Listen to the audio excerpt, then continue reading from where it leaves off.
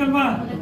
ಕಣ್ಣು ಇಲ್ದಿರಾ, ಒಂದು ಕಿಡ್ನಿ ಇಲ್ದಿರಾ, ಕಾಲು ಇಲ್ದಿರಾ, ಬಾಡಿಯಲ್ಲಿ ಯಾವುದೇ ಒಂದು ಪಾರ್ಟ್ಸ್ ಇಲ್ಲ ಅಂದ್ರೂ ಕೂಡ ಮನುಷ್ಯ ಜೀವನ ಮಾಡ್ತಾರೆ. ಬೆನ್ನು ಮೂಳೆ ಇಲ್ದಿರಾ, ನನ್ನ ಹಾರ್ಟ್ ನಿಮ್ಗಾಗ್ಬೋದು, ನನ್ನ ಕಣ್ಣು ನಿಮ್ಗಾಗ್ಬೋದು, ನಿಮ್ಮ ಕೈ ನನಗೆ ಜೋಡಿಸ್ಬೋದು, ಆಗತ್ತಾ ಆಗಲ್ವಾ? ನನ್ನ ಬೆನ್ನು ಮೂಳೆ ನಿಮ್ಗೆ ಆಗ್ಬೋದು, ಆಗತ್ತಾ?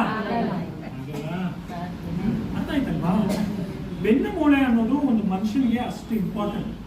ಯಾಕಂದ್ರೆ ಮನುಷ್ಯನ ಪ್ರಾರಂಭನೇ ಬೆನ್ನು ಮೂಳೆಯಿಂದ.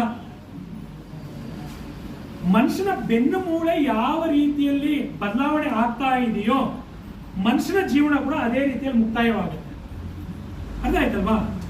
ಈಗ ನಾರ್ಮಲ್ ಆಗಿರುವಂತ ನಮ್ಮ ಬೆನ್ನು ಮೂಳೆ ಯಾವ ಆಕಾರದಲ್ಲಿ ಇರಬೇಕು? ಎಸ್ ಶೇಪ್ ಅಲ್ಲಿ. ಬಟ್ ಎಲ್ಲಾದ್ರೂ ಎಸ್ ಶೇಪ್ ಅಲ್ಲಿ ಕರೆಕ್ಟ್ ಆಗಿದೆಯಾ? ಈ ಬೆನ್ನು ಮೂಳೆಯ ಆಕಾರ ಬದಲಾವಣೆ ಆಗುವ ರೀತಿಯಲ್ಲೇ ಮನುಷ್ಯನ ಬಾಡಿಯಲ್ಲಿ ಕೂಡ ಪ್ರಾಬ್ಲಮ್ಸ್ ಗಳು ಕ್ರಿಯೇಟ್ ಆಗುತ್ತೆ. ಬೆನ್ನು ಮೂಳೆ ಆಕಾರ ಪ್ರಾಪರ್ ಆಗಿ ಇರುವಾಗ ಮಾತ್ರನೇ ಒಂದು ಮನುಷ್ಯನ ಬಾಡಿ ಸ್ಟ್ರಕ್ಚರ್ ಕ್ಲೀನ್ ಆಗಿ ಕೆಲಸ ಮಾಡುತ್ತೆ ಅಂತ ನಾವು ಹೇಳ್ತೀವಿ. ಅರ್ಥ ಆಯ್ತಲ್ವಾ? ಸೊ ಬೆನ್ನು ಮೂಳೆ ಅನ್ನೋದು ತುಂಬಾ ಇಂಪಾರ್ಟೆಂಟ್. ಈ ಬೆನ್ನು ಮೂಳೆಯಲ್ಲಿ ನೋಡಿದ್ರೆ 3 ಭಾಗವಾಗಿ ಅದನ್ನ ವಿಂಗಡಿಸ್ತಾರೆ. ಒಂದು ಸರ್ವೈಕಲ್, ಥೊರಾಸಿಕ್, ಲಂಬರ್ ಅಲ್ವಾ?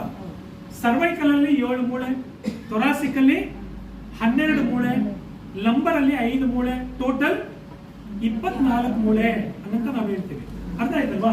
ನೋಡಿ, ಈ ಬೆನ್ನು ಮೂಳೆ ಅನ್ನೋದು ತುಂಬಾ ಇಂಪಾರ್ಟೆಂಟ್ ಅಂತ ನಾನು ಹೇಳಿದೆ. ಹಾಗಾದ್ರೆ ಈ ಬೆನ್ನು ಮೂಳೆ ಇದೆಯಲ್ವಾ, ಇದರ ಎಷ್ಟು ದಿನ ನೀವು ಮ್ಯಾನೇಜ್ಮೆಂಟ್ ಮಾಡಬೇಕು? ಸೆರಾಜಿಮ್ ಅನ್ನೋದು ಹಾಸ್ಪಿಟಲ್ ಅಲ್ಲ, ಅಲ್ವಾ? ಸೆರಾಜಿಮ್ ಅನ್ನೋದು ಹೋಟ್ಲಾ, ಬ್ಯೂಟಿ ಪಾರ್ಲರಾ, ಸ್ಕೂಲಾ, ಹಾಸ್ಪಿಟಲಾ? ಸೆರಾಜಿಮ್ ಬೆನ್ನು ಮೂಳೆ ಮ್ಯಾನೇಜ್ಮೆಂಟ್ ಮಾಡುವಂತ ಜಾಗ. ಊಟ ಮಾಡ್ಬೇಕಂದ್ರೆ ಹೋಟ್ಲಿಗೆ ಹೋಗ್ಬೇಕು, ಓದ್ಬೇಕಂದ್ರೆ ಸ್ಕೂಲ್ಗೆ ಹೋಗ್ಬೇಕು, ಮೇಕಪ್ ಮಾಡಿಸ್ಬೇಕಂದ್ರೆ ಪಾರ್ಲರ್ಗೆ ಹೋಗ್ಬೇಕು. ಅಂದ್ರೆ ಒಂದೊಂದಕ್ಕೆ ಒಂದೊಂದು ಜಾಗ ಇದೆ. ಸೆರಾಜಿಮ್ ಅನ್ನೋದು ಕಾಯಿಲೆ ವಾಸಿ ಮಾಡುವಂತ ಜಾಗ ಅಲ್ಲ, ಇದು ಆಸ್ಪತ್ರೆನೂ ಅಲ್ಲ. ಸೆರಾಜಿಮ್ ಅನ್ನೋದು ಬೆನ್ನು ಮೂಳೆಯನ್ನು ಮ್ಯಾನೇಜ್ಮೆಂಟ್ ಮಾಡುವಂತ ಜಾಗ. ಬೆನ್ನು ಮೂಳೆ ಮ್ಯಾನೇಜ್ಮೆಂಟ್ ಮಾಡುವಾಗ ಫೈನಲ್ ಆಗಿ ನಮ್ಗೆ ಬರುವಂತ ರಿಸಲ್ಟ್ ಏನಂದ್ರೆ ಆರೋಗ್ಯ. ಅರ್ಥ ಆಯ್ತಲ್ವಾ? ಕಾಯಿಲೆ ವಾಸಿ ಮಾಡುವಂತ ಜಾಗನೂ ಅಲ್ಲ, ಆರೋಗ್ಯ ಕೊಡುವಂತ ಜಾಗ ಅಲ್ಲ. ಯಾಕಂದ್ರೆ ಆರೋಗ್ಯ ಯಾರು ಕೊಡಕ್ ಆಗಲ್ಲ. ಆಗತ್ತಾ?